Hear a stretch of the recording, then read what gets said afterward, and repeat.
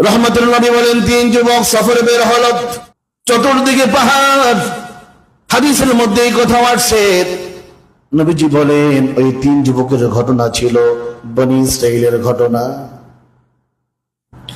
বাইরে তিনটা যুবক ঘোরাফেরা করতেছে।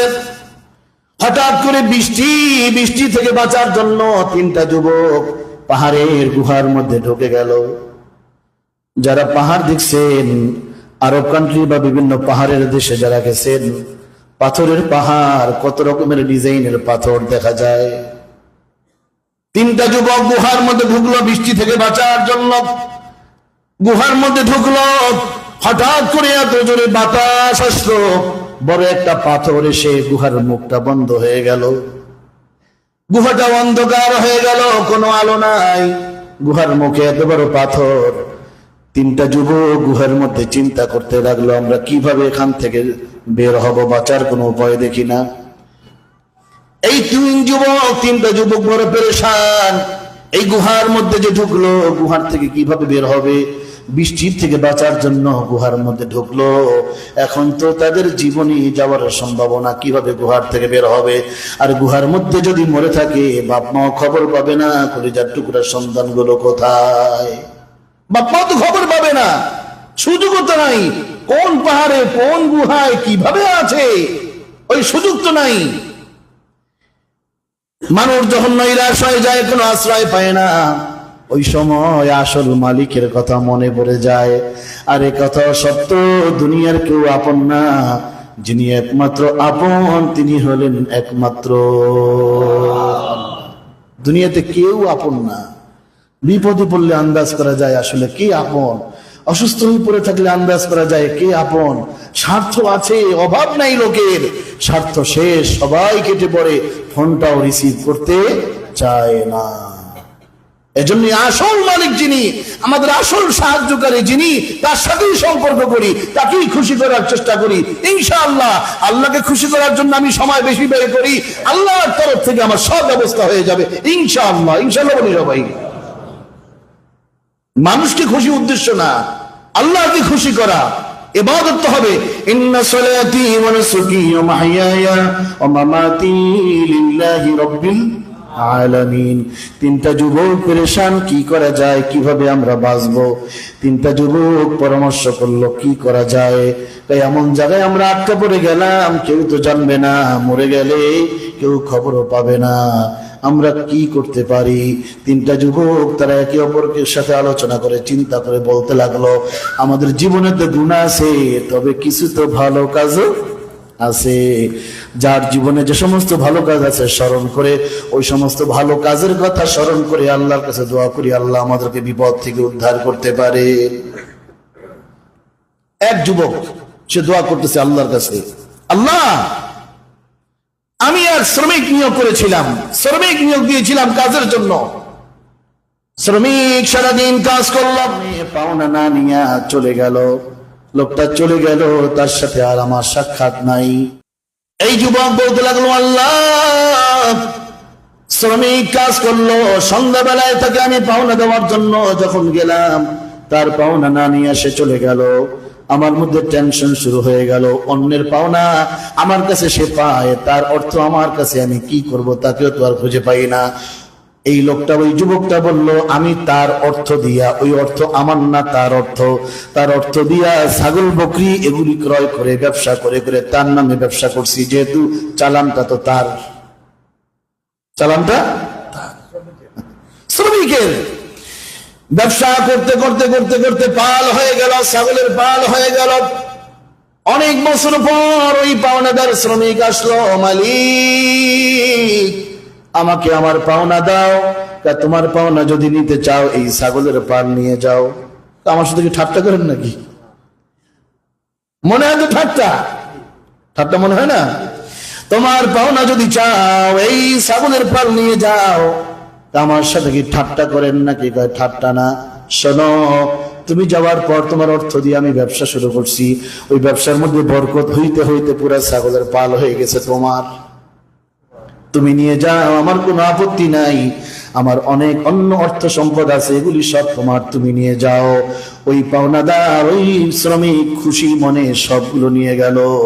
এই যুবকটা বলল, আল্লাহ আমি তো ইচ্ছা করলে সেখান থেকে 5টা রাখতেও পারতাম, নাও দিতে পারতাম, আর স্বীকার করতে পারতাম, কিন্তু তোমার ভয়ে আল্লাহ, তোমার ভয়ে আল্লাহ, তোমার ভয়ে আমি তার পাওনার মধ্যে হাত দেই নাই, আমি তার পাওনার মধ্যে কোনো অংশ বসাই নাই, আমি তাকে সব ফেরত দিয়ে দিছি। আল্লাহ এই কাজটা যদি তোমার কাছে কবুল হয়ে থাকে, আল্লাহ এই কাজের ওসিলায় আমাদের গুহার সামনে যে বড় পাথর আছে, এই পাথরটা তুমি সরাইয়া দাও।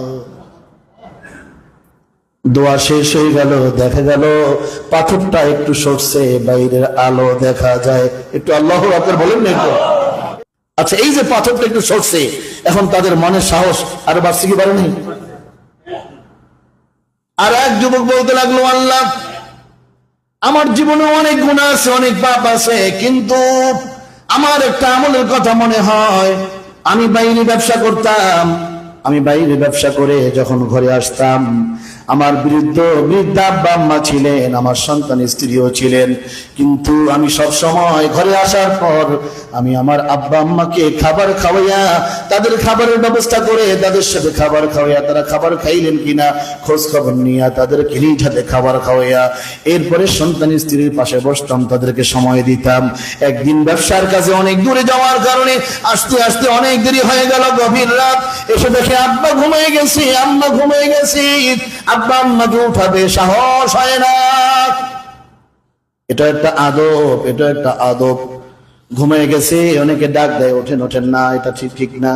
বরং সার্বিক অবস্থা বোঝা অনেক সময় দেখা যায় খাবারের থেকে ঘুমটা তার জন্য বেশি জরুরি, অবস্থার উপরে নির্ভর করে। আব্বা আম্মা ঘুমিয়ে গেছে, আমি চিন্তা করলাম কোনদিন তো আব্বা আম্মার মুখে খাবার না দিয়ে আমি আমার সন্তানের মুখেও খাবার দেই নাই। এই যুবকটা বলতে লাগলো, আল্লাহ আমি আসতে আসতে অনেক রাত হয়ে গেল, আব্বা আম্মা ঘুমিয়ে গেল, আব্বা আম্মার পাশে আমি দাঁড়িয়েছিলাম, গভীর রাতে আসছি, শেষ রাতের দিকে আব্বা আম্মা যখন ঘুম থেকে জাগলেন, আব্বা আম্মাকে আমি খাওয়াইয়া এরপরে আমি আমার সন্তানের মুখে খাবার দিয়েছি। আল্লাহ আমি যদি এই কাজটা তোমার ভয়ে, তোমার মহব্বতি, তোমার ভালোবাসায় করে থাকি, আল্লাহ এই কাজের ওসিলায় এই যে আমাদের গুহার সামনে যে বড় পাথর আছে, পাথরটা সরিয়ে দাও। রহমতের নবী, দয়ার নবী বলেন, এই যুবকটা এই দোয়া করার পর দেখা গেল পাথরটা আরো উল্লেখযোগ্য অংশ গুহার মুখের সামনে থেকে সরে গেল। সাহস আরো কমছে না বাড়ছে? বাকি আছে কয়জন? 3 নম্বর যুবক বলতে লাগলো, আল্লাহ আমার জীবনে অনেক গুনাহ আছে, অনেক পাপ আছে, অন্যায় আছে, কিন্তু আমার জীবনে একটা ভালো কাজ আমি করেছি, আমার মনে পড়ে। কি ভালো কাজ?